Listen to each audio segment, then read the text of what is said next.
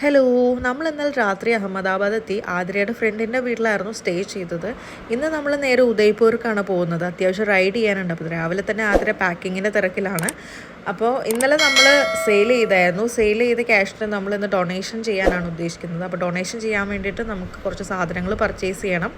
ഇപ്പോൾ ഇതേ വണ്ടി അറേഞ്ച് ചെയ്തുകൊണ്ടിരിക്കുകയാണ്. നമ്മളൊന്ന് റീഅറേഞ്ച് ചെയ്തായിരുന്നു ലഗേജൊക്കെ. അപ്പോൾ വണ്ടി അറേഞ്ച് ചെയ്തിട്ട് വേണം നമുക്ക് ഇവിടെ നിന്ന് നേരെ ഉദയ്പൂർക്ക് പോകാനായിട്ട്.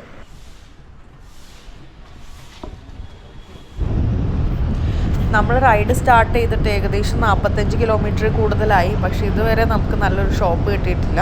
അപ്പോൾ മുന്നോട്ടുള്ള വഴിയിൽ നമുക്ക് ഷോപ്പ് കിട്ടുമെന്ന് വിചാരിക്കുന്നു. എന്നിട്ട് വേണം നമുക്ക് സാധനങ്ങൾ പർച്ചേസ് ചെയ്യാനായിട്ട്. അങ്ങനെ ഫൈനലി നമ്മളൊരു ഷോപ്പിലെത്തി. ഇനി ഇവിടെ നിന്ന് വേണം നമുക്ക് സാധനങ്ങൾ പർച്ചേസ് ചെയ്യാനായിട്ട്. എന്നിട്ട് വേണം നമുക്ക് ഡൊണേഷൻ ചെയ്യാൻ. അപ്പോൾ ഇതൊരു വലിയ ടൗണും കാര്യങ്ങളൊന്നും അല്ല, 1-2 ഷോപ്പുകൾ ഉണ്ടെന്നേ ഉള്ളൂ. അപ്പോൾ ഇവിടെ നിന്ന് നമ്മൾ നേരെ ടൗണിലേക്ക് കയറിയിട്ട് വേണം നമുക്ക് ആൾക്കാർക്ക് സാധനങ്ങൾ ഡൊണേറ്റ് ചെയ്യാനായിട്ട്.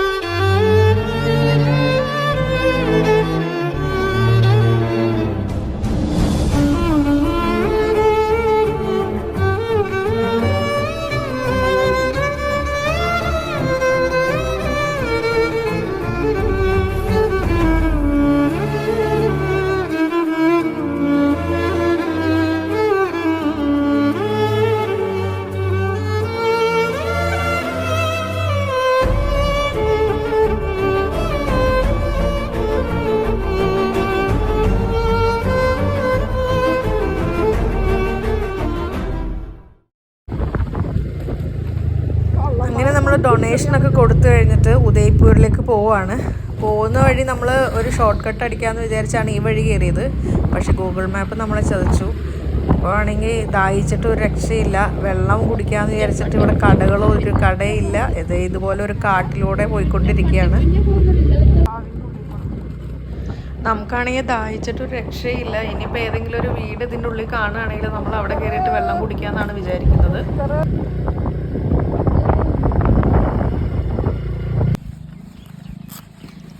അവസാനം നമുക്ക് വെള്ളം കുടിക്കാനായിട്ടൊരു പൈപ്പ് കിട്ടിയിരിക്കുകയാണ്. അങ്ങനെ ഇത്തിരി വെള്ളം കുടിച്ചിട്ട് വരാം.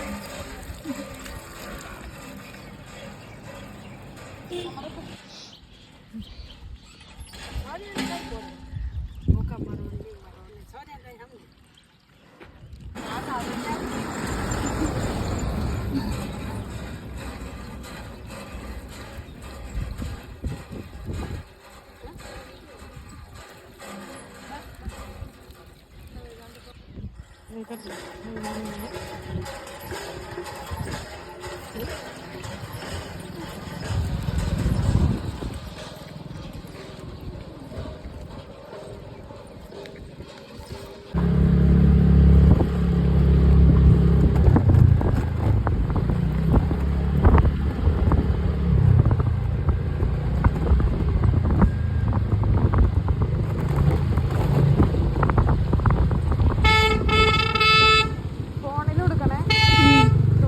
ഇപ്പം അതിൻ്റെ ഇടയിൽ കൂടെ പോകാൻ പോകണം.